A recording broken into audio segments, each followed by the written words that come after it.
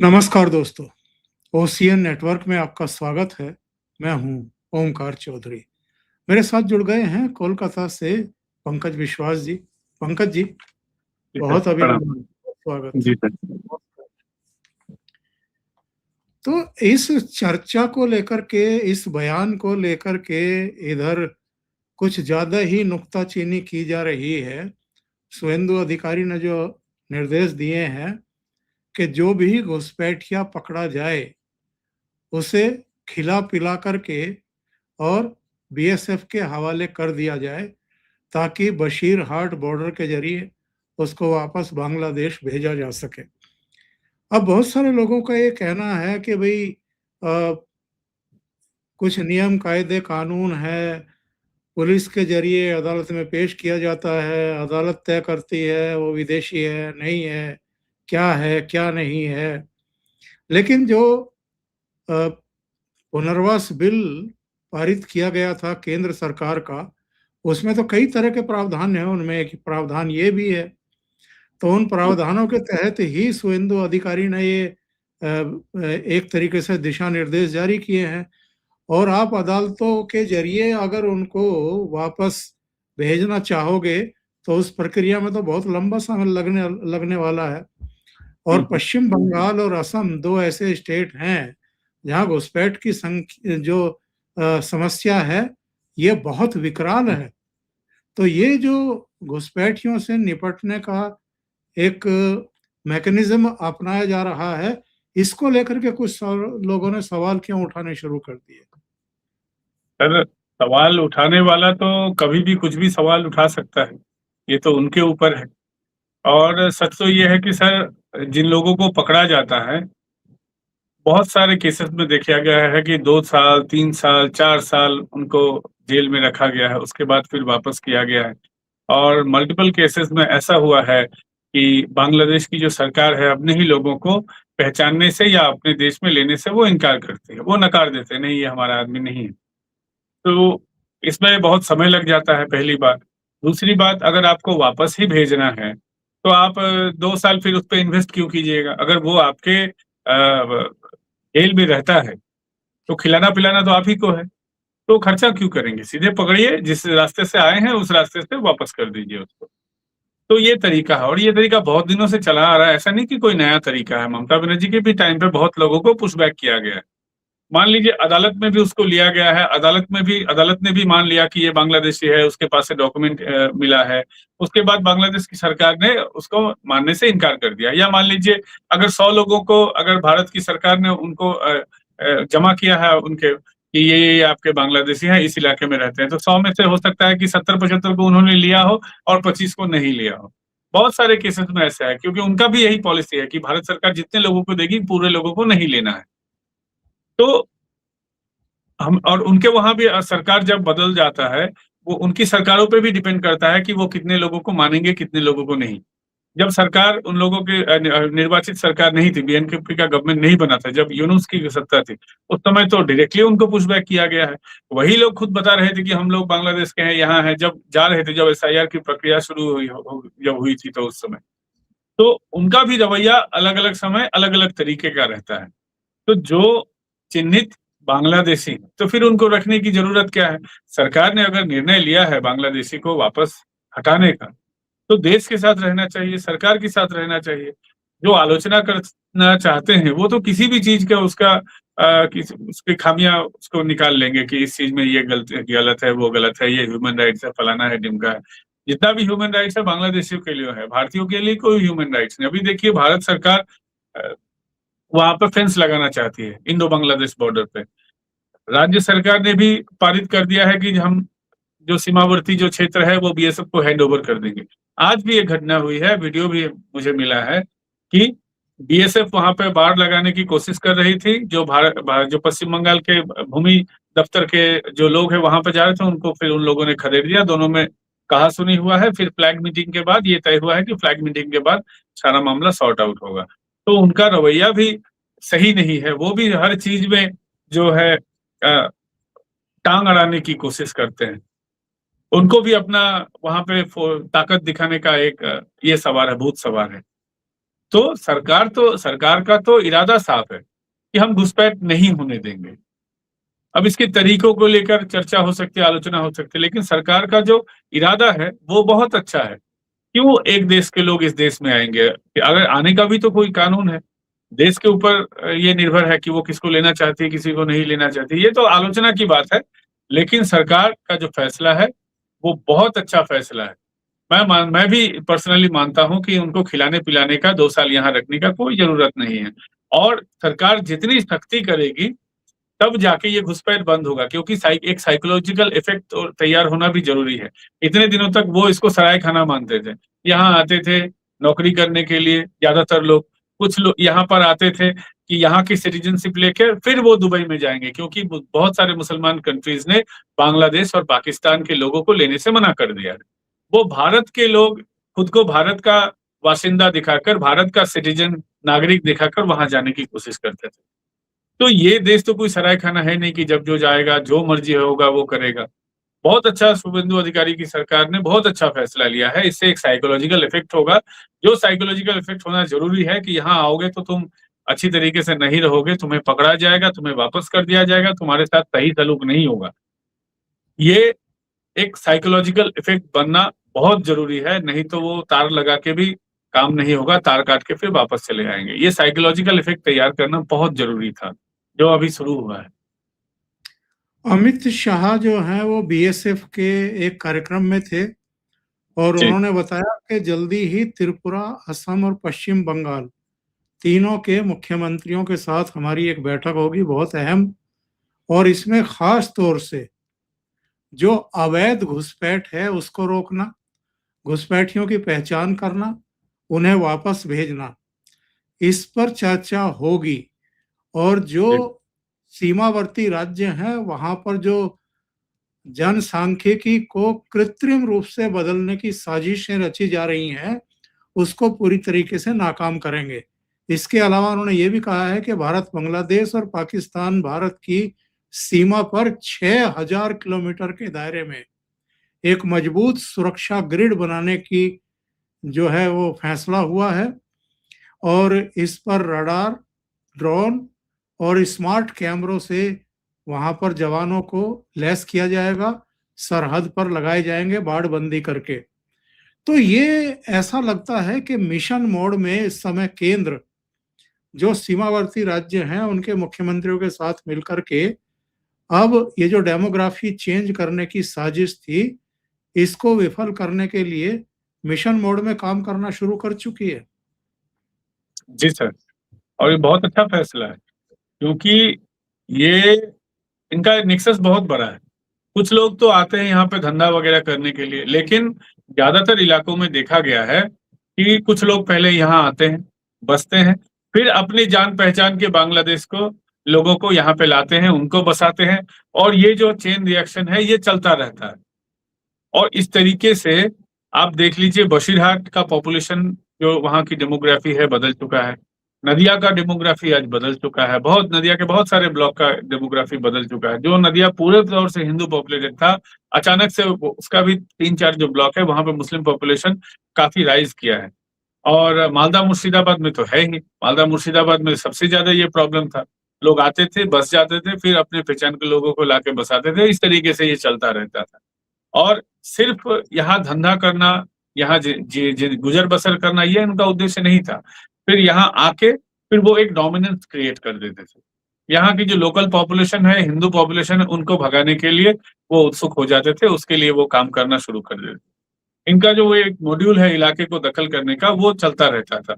उसको रोकने के लिए ये जो सीमावर्ती राज्य है, तीनों राज्य अगर मिल के काम करें, तो इसमें अगर बहुत अच्छा काम होगा क्योंकि पता नहीं चलता कि कौन किस इलाके से घुस रहा है, फिर वापस आ रहा है, फिर जा रहा है। अगर 3 राज्य एक तरीके से काम करें एक साथ, तो तीनों के पास डेटा रहेगा, मैनेजमेंट करने में आसानी होगी और जो सुरक्षा व्यवस्था कांग्रेस के ज़माने में या सीपीएम के ज़माने या टीएमसी के ज़माने में इनको सुरक्षा व्यवस्था चाक-चौबंद करने की ज़रूरत थी, मजबूत करने की ज़रूरत थी, इन लोगों ने तो किया नहीं।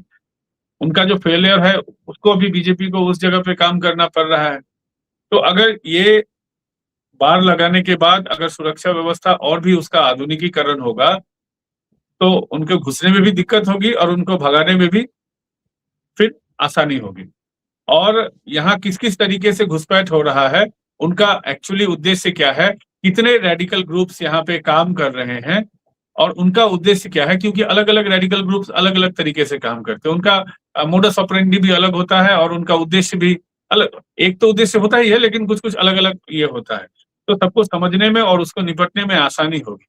तो ये एक कोलैबोरेटिव जो इफ़ेक्ट है, जो एफर्ट है, ये कोलैबोरेटिव एफर्ट जो है, ये बहुत देश में घुसपैठ रोकने में, क्योंकि सर घुसपैठ का समस्या सिर्फ पश्चिम बंगाल या आस-पास के राज्यों की समस्या है नहीं।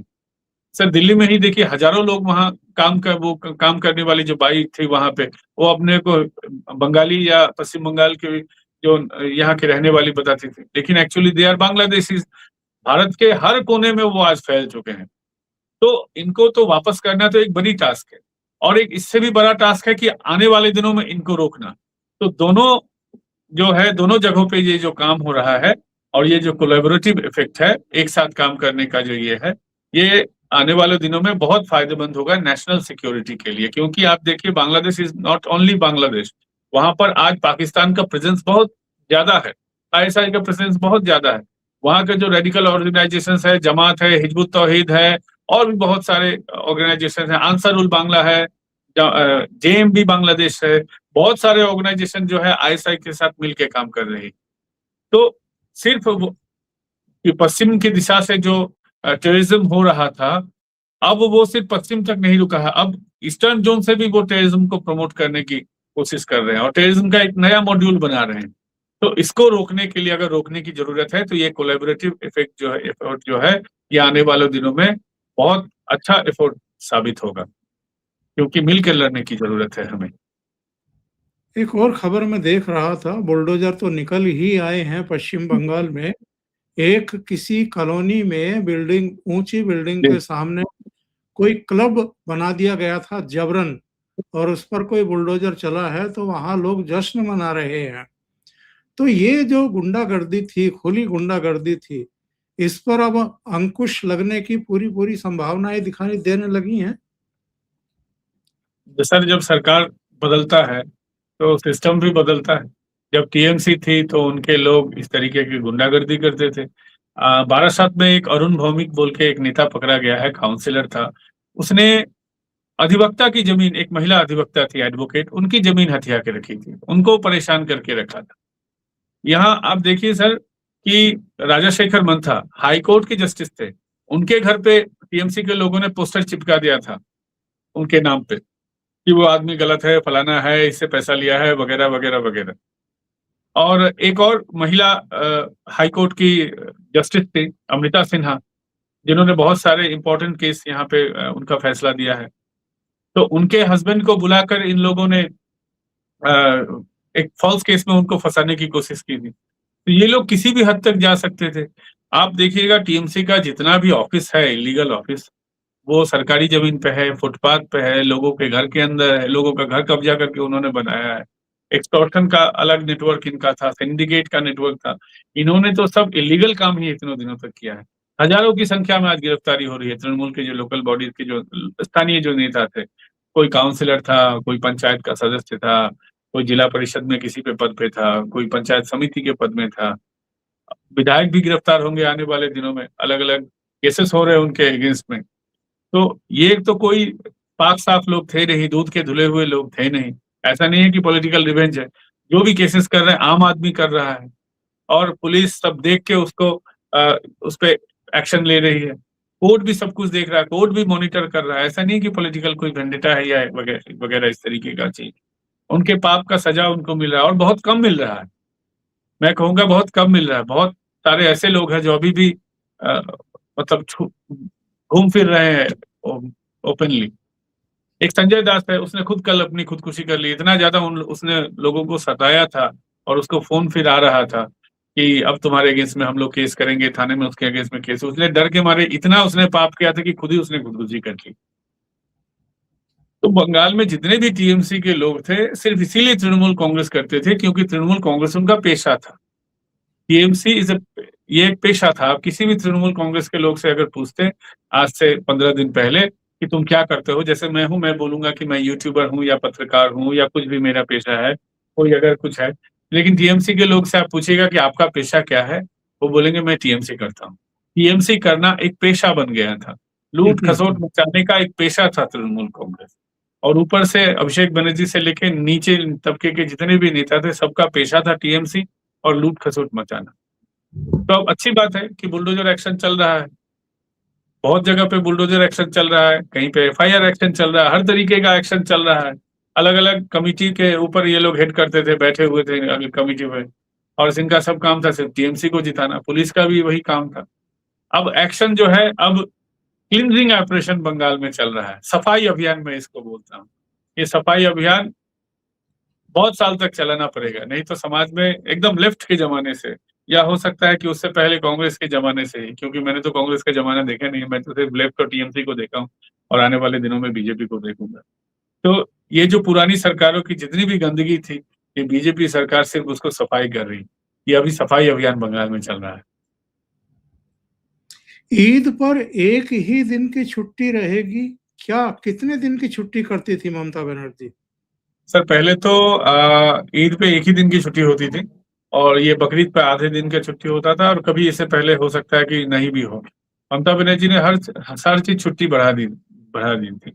ईद पे 2 दिनों की छुट्टी रहती थी और बकरीद पे भी छुट्टी रहती थी। तो सरकार ने अब फैसला लिया है कि ये जो छुट्टी का जो एक कल्चर था, हर चीज़ पे छुट्टी और ऐसा नहीं कि सिर्फ मुसलमानों के ये में छुट्टी थी। छठ जो पूजा है, छठ पूजा में भी वो 2 दिन की छुट्टी देती थी। और जमाई षष्ठी जो होता है, मतलब जो जमाई होता है अपने ससुराल जाता है दोपहर में खाना खाने, एक रिवाज है बंगाल में। तो जमाई षष्ठी में भी वो छुट्टी देती थी। हर चीज़ में वो सिर्फ छुट्टी ही देती थी और बंगाल की उन्होंने छुट्टी कर रखी थी। तो ये जो कल्चर है, ऐसा नहीं है कि सिर्फ ईद के लिए है, ये उन्होंने सबको ये किया था कि किसी तरीके से सबको एक छुट्टी दे दो। उनका टारगेट था कि सिर्फ वोट बैंक मेरा बना रहे। इससे वर्क कल्चर खराब हो, उनको कुछ फ़र्क नहीं पड़ता है, इससे सरकार को नुकसान हो, कुछ फ़र्क नहीं पड़ता था उनको। वो सिर्फ हर चीज़ को वोट बैंक के तौर पे देखती थी। तो ये जो छुट्टी का जो कल्चर था, जिसकी वजह से बंगाल की ही छुट्टी हो गई थी, मुझे लगता है कि ये वर्क कल्चर को वापस लाने के लिए जो शुभेंदु अधिकारी जी का जो फैसला है या सरकार का जो फैसला है, बहुत अच्छा ये है। एक ही दिन का छुट्टी है, तो इसमें क्या फ़र्क है? जो छुट्टी मनाना चाहता है, छुट्टी मनाए। और अगर किसी को ज़्यादा दिन छुट्टी चाहिए, तो वो अपील करेगा। लोगों के पास सीएल होता है, ईएल होता है, मेडिकल लीव होता है, ये सब तो इसी के लिए दिया जाता है, छुट्टी लेने के लिए। लेंगे किसी को अगर किसी दिन छुट्टी लेना है तो। सबको पता है फलता का रिजल्ट क्या आने वाला है। क्या ममता बनर्जी और उनका कैंप भी नतीजे का इंतजार कर रहा होगा या नहीं? सर, ममता बनर्जी को अगर नतीजे का इंतज़ार होता या अभिषेक बनर्जी को होता, तो वो फलता में जाती कैंपेन करने के लिए। शुभेंदु अधिकारी जी तो जानते थे बीजेपी जीतेगी। फिर भी उन्होंने वो वहाँ पे गए, उन्होंने एक मेगा रैली की। अभी बड़े नेताओं को लाने की ज़रूरत अभी बड़े नेताओं को लाने की ज़रूरत नहीं है, इसीलिए बड़े नेताओं को लाया नहीं जा रहा है। अभी सिर्फ आपका Suvendu Adhikari ji is enough to handle this situation, that's why he is only doing a mega rally. उन्होंने एक मेगा रैली भी किया, छोटे-छोटे और भी बहुत सारे रैलीज़ हुए हैं। तो अभी अगर टीएमसी को लगता है कि वो अगर लड़ाई में है, तो उनको भी रैली करना चाहिए था। क्योंकि इस फलता में तो अभिषेक बनर्जी ने बहुत बड़ा-बड़ा डींग हाँके थे यहाँ आके। वो गाड़ी के ऊपर खड़े होके हाँ, ऐसे कोई साउथ इंडियन सुपरस्टार जैसे हाथ हिलाते-हिलाते बहुत सारे उन्होंने भाषण दिए थे फलता में। तो अब वो क्यों नहीं वहाँ पे है? उनको पता है कि वो हारने वाले हैं। कैंपेनिंग करने में तो पैसा जाता है ना, लोगों को बुलाना पड़ता है, रैली करना पड़ता है, गाड़ी भाड़ा लेना पड़ता है, फूल खरीदना पड़ता है, बहुत सारा तामझाम करना पड़ता है।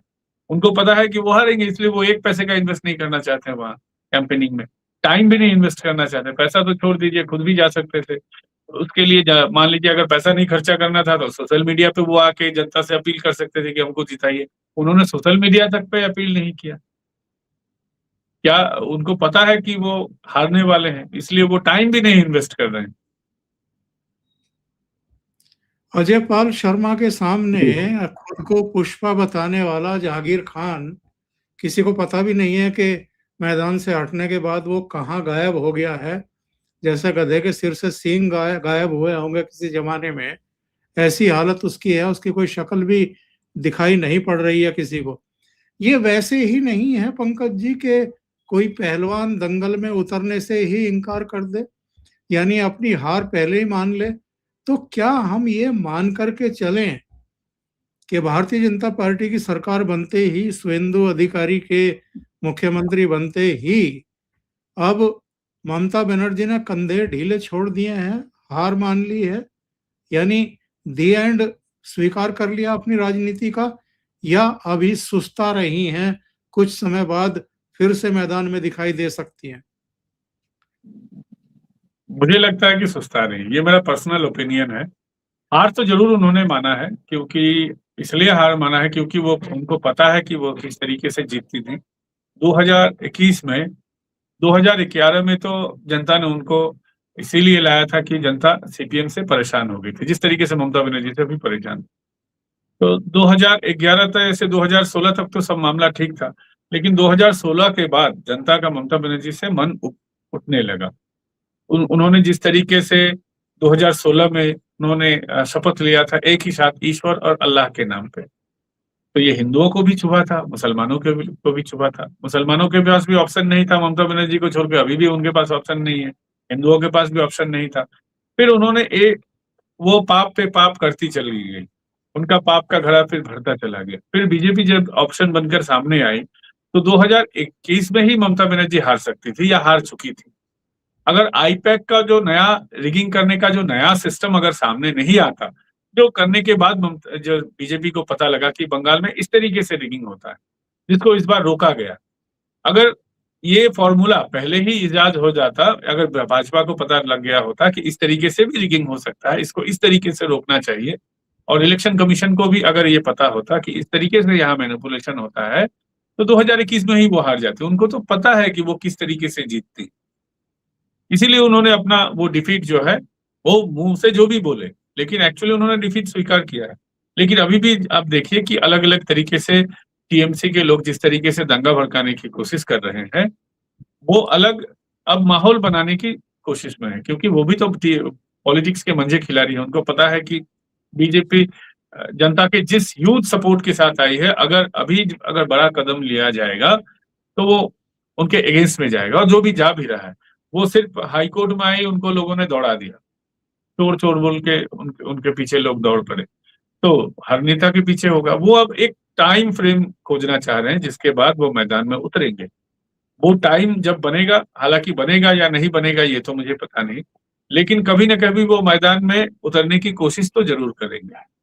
अब बीजेपी को सतर्क रहना है, और बीजेपी भी नहीं चाहती, मुझे लगता है कि टीएमसी इतनी जल्दी टूट जाए, क्योंकि अगर टूट जाएगा तो फिर जाएंगे कहाँ वो, या तो सीपीएम में चले जाएंगे या बीजेपी मारने की कोशिश करेंगे।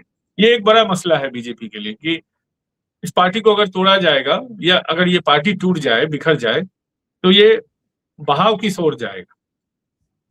तो जिस दिन इसका फॉर्मूला मिल जाएगा, उस दिन ये पार्टी भी टूट जाएगी।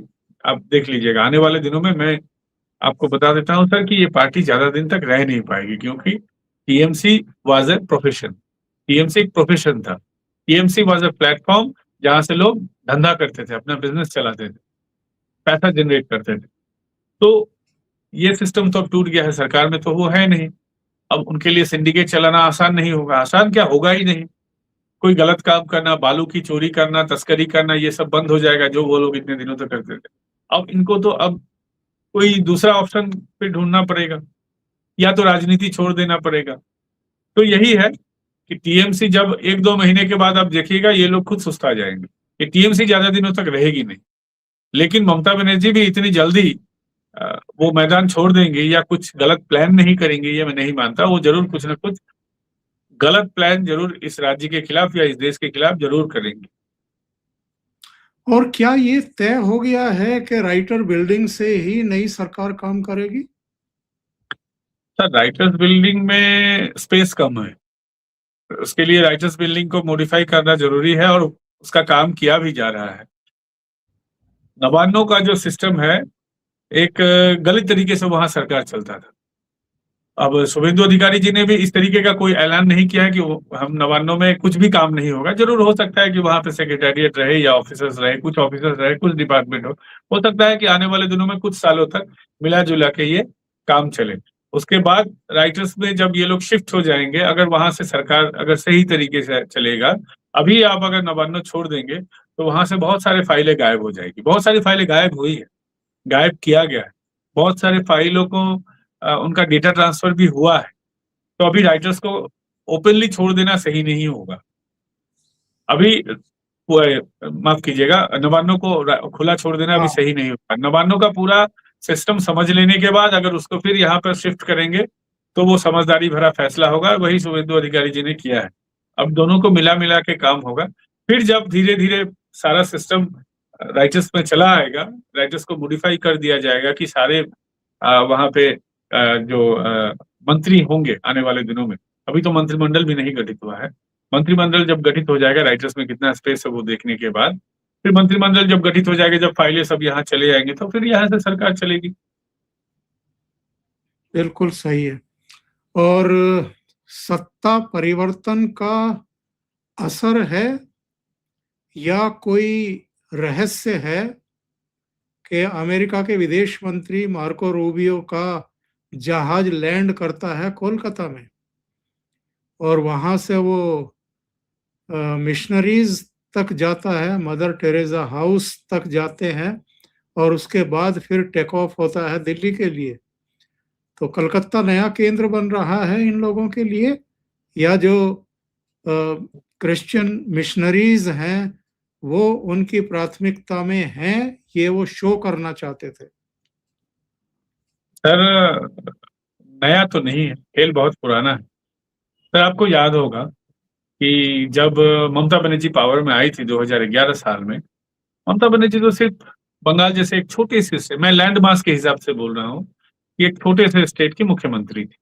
वो ना प्रधानमंत्री थी, ना लीडर ऑफ अपोजिशन थी, ना राष्ट्रपति थी, कुछ नहीं थी। फिर भी उस समय हिलारी क्लिंटन पहले कोलकाता आई थी, ममता बनर्जी से मिली थी, उनको कॉन्ग्रेचुलेट किया था, फिर वो दिल्ली गई थी, अलग अलग काम फिर उन्होंने निपटाया था।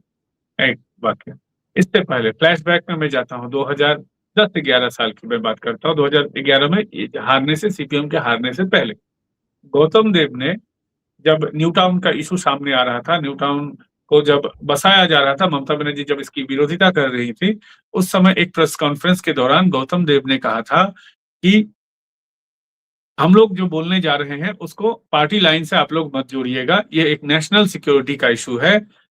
अमेरिका जो है, हम लोग चूंकि वामपंथी है, वामपंथी की सरकार को गिराने के लिए एक बड़ा इन्वेस्टमेंट उन्होंने टीएमसी को किया है। अलग अलग एनजीओ के थ्रू टीएमसी को पैसा पहुंचाया गया था उस समय। ये ममता बनर्जी जीतने के पहले ही उन्होंने इस तरीके का खुलासा किया था। लेकिन जनता का उस समय सपोर्ट सीपीएम के साथ नहीं था, या उनकी किसी बात को लोगों को भरोसा नहीं करते थे। इसकी वजह से ये बात उतना उस समय हाईलाइटेड हुआ नहीं। लेकिन बाद में जो पत्रकार थे या जानकार थे, उन लोगों को धीरे धीरे पता चला। और भी सर पीछे चले जाइए आप, पुरुलिया में एक बड़ा आर्म्स यहाँ पे गिरा था, एक आर्म्स यहाँ पे गिरा था, बाद में वो कुछ पता नहीं चला, अलग अलग कॉन्स्पिरेसी थ्योरी बनी। अगर आप सारे कड़ी को एक साथ जोड़ेंगे तो आपको पता चल जाएगा कि ये जो पश्चिम बंगाल सिर्फ नहीं, ये जो पूरा ईस्टर्न जोन है, इसको शांत करने के लिए दशकों से, मतलब दशकों से ये जो रेजिम है, कोई भी रेजिम हो अमेरिका का, वो मान लीजिए ओबामा की पार्टी हो या ट्रम्प की पार्टी हो, डेमोक्रेट हो या रिपब्लिकन हो, कोई भी पार्टी हो, उनका पॉलिसी सिर्फ एक है, वो उनका शासक वहां पे बदल जाए, लेकिन सीआईए की जो थ्योरी है यहाँ पे, वो उनका कंटिन्यू रहता है।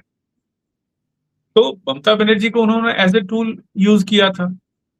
और अब भी मान लीजिए, वो तो मोदी जी के पक्ष में, मैं तो नहीं मानता हूं पर्सनली कि अमेरिका का जो एस्टैब्लिशमेंट है या उनका जो डीप स्टेट है वो मोदी जी के पक्ष में है, ये मैं अभी भी नहीं मानता हूं, डिप्लोमेसी के स्तर पे जो भी कुछ भी हो। तो अगर मोदी को अगर कमजोर करना है तो ममता या केजरीवाल छोड़ के, या राहुल गांधी, यही तीन विकल्प उनके पास है। इनको स्ट्रेंथन करने की वो कोशिश तो करेंगे ही। और मिशनरी उनका एक बड़ा टूल है। मिशनरी पॉलिटिकल टूल आपको नहीं दिखेगा, लेकिन मिशनरी एक बड़ा टूल है जो हिंदुत्व के खिलाफ नैरेटिव बनाता है, जो यहाँ पर एक पॉपुलेशन इम्बैलेंस तैयार करना चाहता है। मिशनरीज को एक ह्यूज फंडिंग दिया जा रहा है। मिशनरीज का काम है इंटीरियर इलाकों में जाना, शहरी इलाकों में नहीं जाना, जहां पर मीडिया की पहुंच नहीं होती है, जहां पर थाने का इलाका भी बड़ा बड़ा होता है, 25 किलोमीटर 30 किलोमीटर एक एक थाना का इलाका होता है। वो इंटीरियर इलाकों में वो जाके वो कन्वर्शन रैकेट चला रहे हैं। और बड़ी सफाई से चला रहे। पहले तो वो कन्वर्ट होने के बाद हिंदू औरतों को मांग से सिंदूर, हाथ से शाखा पौला जो बंगाल की हिंदू महिलाएं पहनती हैं उनको हटा लेने की बात कर, अब वो बोलते हैं नहीं नहीं नहीं, समाज में तुमको घुल मिल के रहना है। जिस तरीके से पंजाब में पगड़ी वाले क्रिश्चियन मिल रहे हैं, बंगाल में भी शाखा सिंदूर पहनने वाले या हिंदू अटायर वाले, इस तरीके के अटायर वाले, उनको नया एक कन्वर्जन रैकेट, यहाँ पे नया एक मॉड्यूल तैयार किया गया है। तो मिशनरी को प्रमोट इसीलिए तैयार किया जा रहा है कि पॉपुलेशन इम्बैलेंस तैयार हो। अगर पॉपुलेशन ज्यादा होगा तो एक नैरेटिव खड़ा करने में उनको आसानी होगी, समाज में अफरा तफरी फैलाने में सुविधा होगा, लोग एक तरीके की बात करेंगे फिर, और सरकार को भी डिस्टर्ब करने में फायदा होगा। तो मिशनरी का गेम जो है वो एक बड़ा गेम है और वो अलग गेम है। हालांकि उनका जो अल्टीमेट गोल है उसी के साथ सारा कुछ रिलेट होता है। तो इसीलिए मुझे लगता है कि ये मिशनरी को जो है स्ट्रेंथन करने की कोई कोशिश होगी, साजिश होगी, या मोरली उनके पास हम हैं, या सपोर्ट आपको कर रहे हैं, या सरकार को भी डराने का एक ये तरीका हो सकता है, एक टूल हो सकता है। बिल्कुल। बहुत बहुत धन्यवाद पंकज जी, इतना समय निकालने के लिए, जुड़ने के लिए और बहुत महत्वपूर्ण मुद्दों पर चर्चा करने के लिए। Thank you so much. Thank you sir. नमस्कार।